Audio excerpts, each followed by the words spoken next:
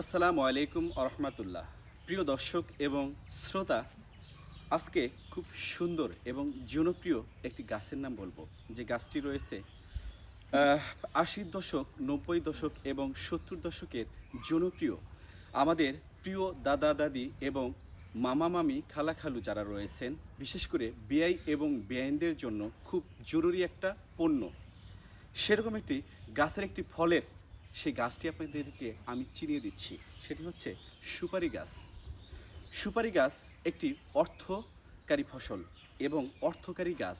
এই সুপারি গাছ আমাদের, এই সুপারি গাছ বননের পরে, গাড়ার পরে দেখা যায় সুপারি গাছ যখন বড় হয়, বড় হওয়ার পরে যে ফলটি দেয় সেই ফলটি হচ্ছে সুপারি। আর এই সুপারি আমাদের নানান কাজে ব্যবহৃত হয়ে থাকে। বিশেষ করে বিআই যখন বিআইনের কাছে তাদের বাড়িতে বেড়াইতে যায়, তখন পান আর সুপারি নিয়ে যায়। এটা হচ্ছে প্রধান খাদ্য। ঠিক সেই সুপারি গাছ, এটি এখন বিলুপ্তির পথে, যেটা এখন আমাদের অঞ্চলে নাই বললেই চলে। অথচ এই গাছটি অর্থকারী ফসল। অর্থকারী আমাদের যে ফলটি দেয়, এই ফলটি আমরা বছরে যদি দেখা যায় ১০০ গাছ রোপণ করে থাকি, সেই ১০০ গাছের অনেকগুলো সুপারি হয়। সেই সুপারি বিক্রি করে আমরা যে টাকা পাই, সেটা আমাদের সংসারের কাজে, নানান কাজে ব্যয় হয়ে থাকে। এবং বছরে যে টাকাটা আসে, সেটা যদি ম্যানেজ করে রাখা যায়, দেখা যায় একটা সময় গিয়ে সেই টাকাটা অনেক টাকা হয়ে জমা হয়। কিন্তু সেই সুপারি গাছ এখন নাই বললেই চলে।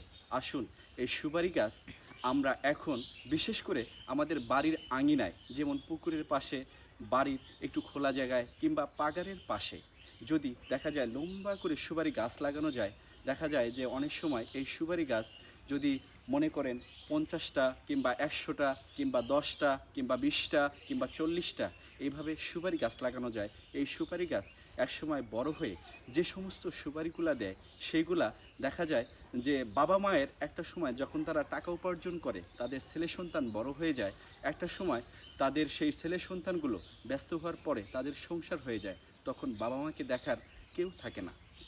কিন্তু এই সুপারি গাছ, বাবা মারা যদি সুপারি গাছ লাগায়, তাহলে দেখা যাবে এই সুপারি গাছগুলো যখন বড় হবে, বড় হওয়ার পরে সেই সুপারিগুলো যখন বিক্রি করবে, বছরে দেখা যায় যদি ১০০টা গাছ লাগানো হয়, ১০০টা গাছ থেকে যে পরিমাণ সুপারি আসবে, বছরে যদি ১ লাখ করে টাকাও আসে, সেই টাকাটা বাবা মায়ের জন্য অনেক কাজে দেবে।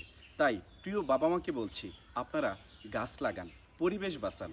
আর গাছ, এই গাছটাই দেখা যাবে, এই সুপারি গাছগুলো একটা সময় আপনাদের অনেক কাজে দেবে। তাই এই গাছ বিলুপ্ত হতে দিয়েন না, কারণ এই গাছগুলো একটা সময় আমাদের যে সাহায্য করবে, সেটা আমরা অন্য কারো কাছ থেকে পাবো না।